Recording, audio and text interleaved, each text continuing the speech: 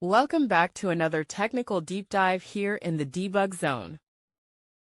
Today we're tackling a big question and breaking it down with insights from other users.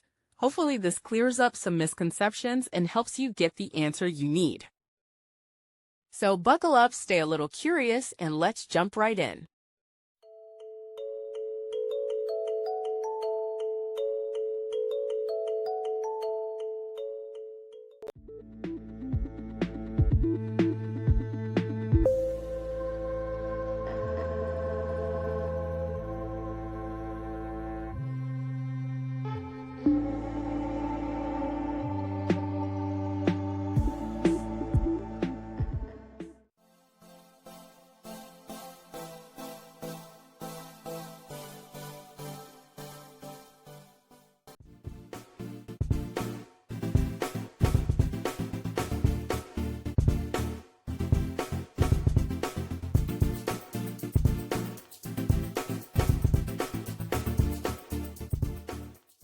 And that's a wrap.